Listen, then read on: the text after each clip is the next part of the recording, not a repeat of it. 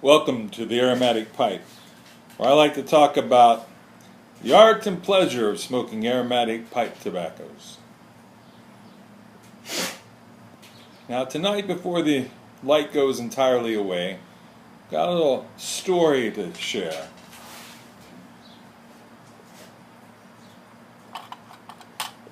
And it begins about 3 weeks ago, when the Cavaliers of Cleveland were playing in the finals match. Well, not the finals match, but in the playoffs. It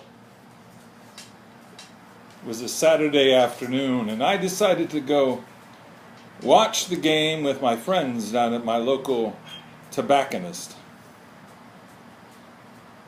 I wanted to support him and share the game with some friends.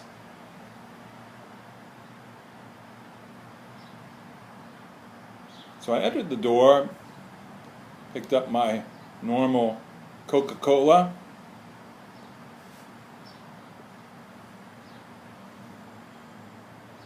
and I saw there, against the wall, someone I'd heard tell of before, called the Nutty Irishman.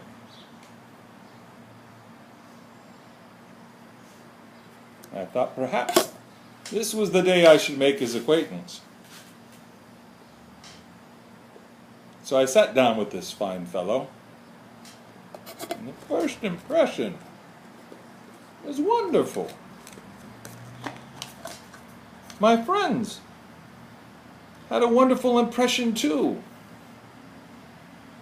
It was wonderful. Everyone enjoyed it.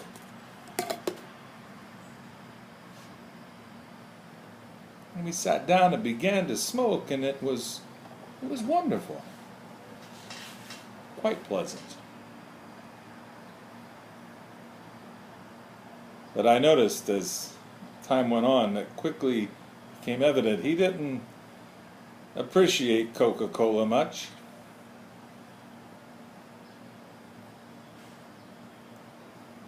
And it was evident that he was somewhat of a hot-tempered lad. This Nutty Irishman. He had a temper that could quickly turn to heat. And soon he became ashen and surly.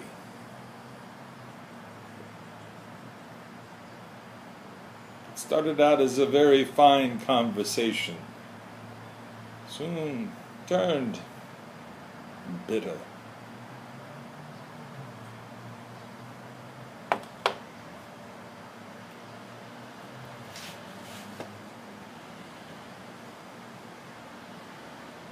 So I turned aside and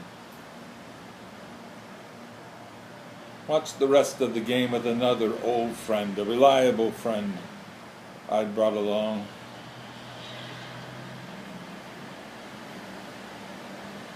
Leaving the Irishman off to the side.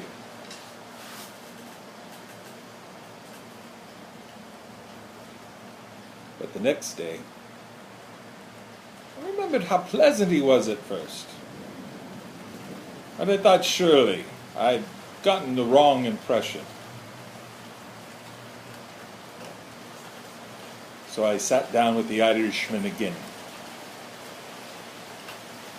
And we began our conversation. It was pleasant. It was wonderful. It's like nothing had happened. But soon again I saw that hot temper flaring.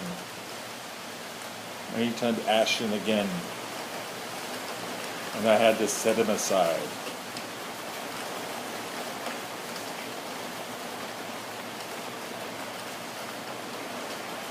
So, I thought, well, so much for that one. I'm not sure if I could come back to him again. And I heard tell of those who had set aside friends before that sometimes you just wait for a while and come back to them, and maybe things will be different. So I found a place to put him in my heart, set him aside.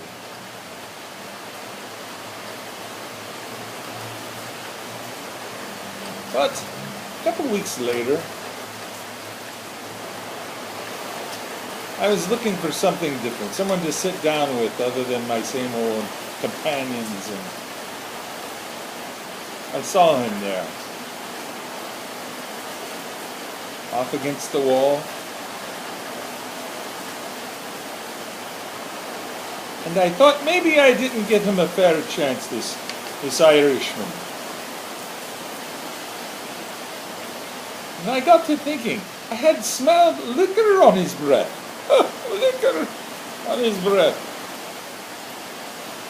And I thought, maybe he would appreciate some liquor. I had some whiskey. And I thought about his smoke and what he might like, and I thought, well, I'll mix that whiskey with a little sweet vermouth, make myself a Manhattan, don't you know. And I put some grenadine in there and a little shot of bitters, made a Manhattan, and sat down with this wild Irishman. And I thought, I've got to control the temper of this man, so I introduced him to Edward. Edward, he's the one. Maybe if I gave him a little more space and had a bowl where I could control this temper of his, I might be able to settle him down and have a nice quiet chat over our liquor. So that's what we did. I must say, things turned out much better. Oh my! Much better. It's not that he wasn't a little hot-tempered, but it was easy to keep under control with Edward.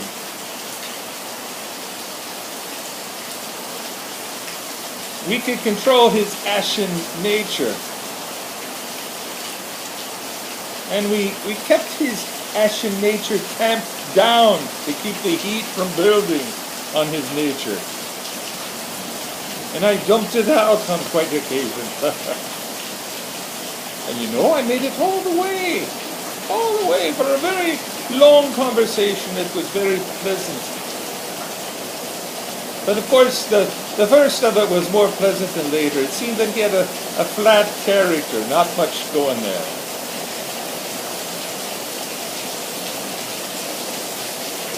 So,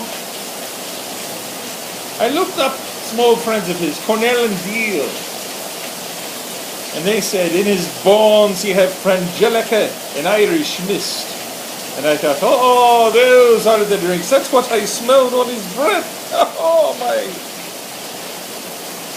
So, I went and got some of that frangelica. I thought, now we might have his drink there. And I noticed that he actually showed his character a little more when he was a little fired up, as long as he didn't get too fired up. So I got out Mr. Barling. And Mr. Barling has just a little bit thicker walls as you go down there, which helps keep the tempest down a little bit, but not too much. Not too much, squash him down. So I sat down with this Irishman, Frangelica, Mr. Barley. Now, I'd never tried old Frangelica before, and I must say it's a very sweet drink, a thick liqueur, if you will. Very pleasant, mild somewhat. And I could see why he might enjoy that. Why it might be a pleasant thing for him to sit with his Frangelica. So Mr. Barling and I sat down with this Nutty Irishman. And we began a conversation. And he complimented the liqueur. He loved the liqueur. And the liqueur loved him. He's not quite as thick as some of my regular friends.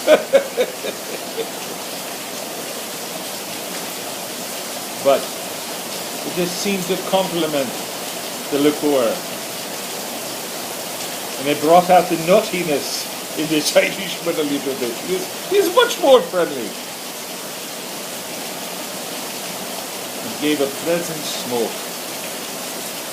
Now this is not the sort of Irishman for a party where you've got all sorts of things going on. This is a reflective Irishman.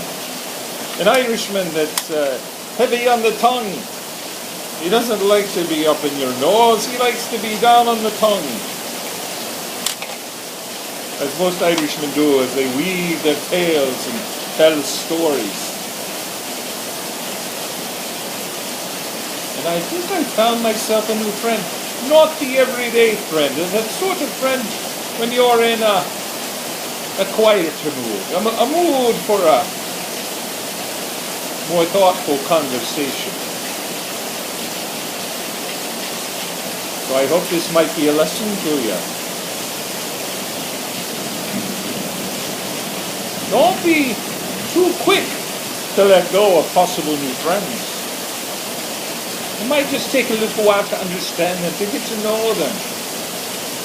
And maybe you'll find those things in their character that can spark your interest, entertain you, and lighten up your load for a while. So this is the Aromatic pipe, wishing God's blessings upon you, and may you have a very pleasant smoke.